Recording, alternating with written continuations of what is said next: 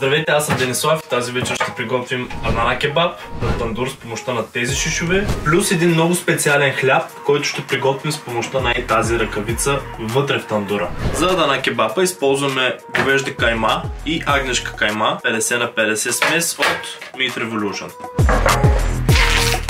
Добавили сме си телешката кайма и сега добавяме агнешката, която мирише много добре. Стремете се да купувате прясно месо. Разбърквате я добре. Отделяме я на страна, докато си приготвим лука и чесъна.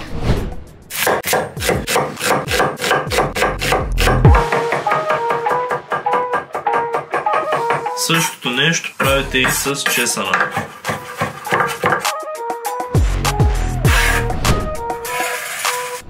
Посяваме се с една супена лъжица сол, една супена лъжица сладък пушен червен пипер, една супена лъжица кимион и черен пипер на вкус. Аз слагам половин супена лъжица. И сега разбъркваме добре.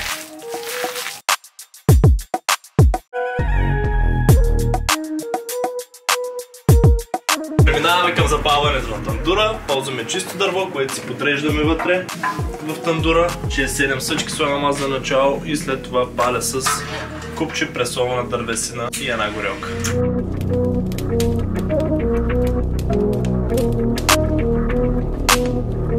За това готвене ще използваме тази кръстачка да наредим шишовете, а за хляба ще използваме тази кука, като е залепен, ще го извадим с куката. Сега почваме нанизването на аданата по шишовете. Взимаме си една купа с вода, за да не ни залепи по ръцете каймата. Имате си един шиш, малко е така и почвате.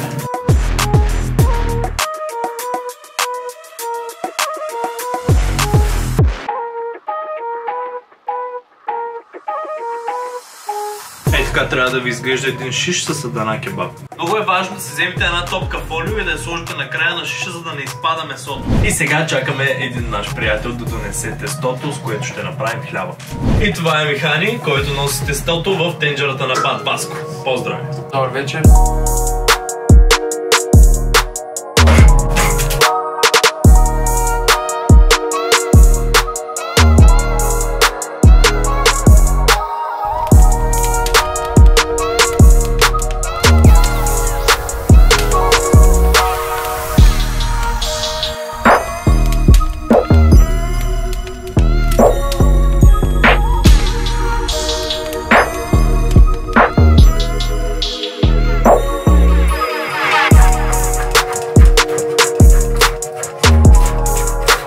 Правим един сос с кисело мляко, малко магданоз, сол, черен пипер, куркума, лимон, чесън.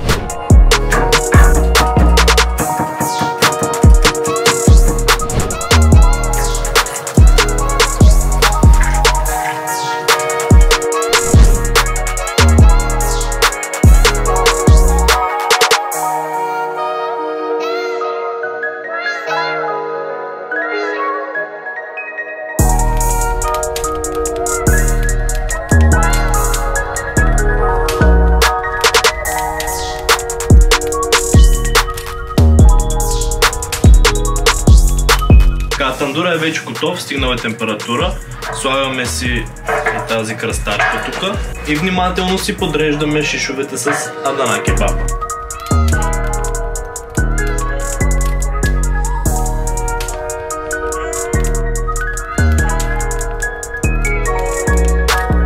И сега затваряме отгоре, заедно с капачето. Така мазнината от месото ще започне да капе в жарта и те ще се опушат по естествен начин, както виждате, вече започва.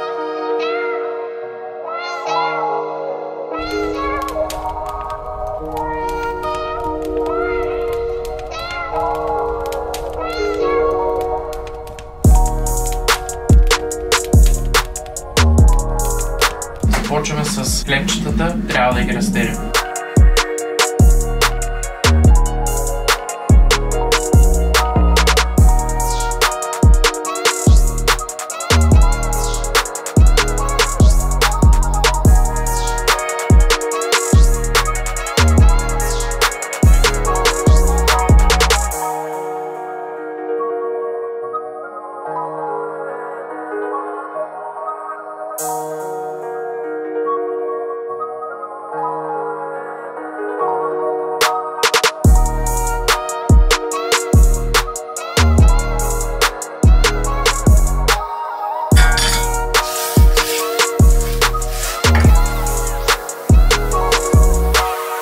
Намазваме готовия нан с малко разтопено масло с магданоз. Може да добавите и чесън по избор.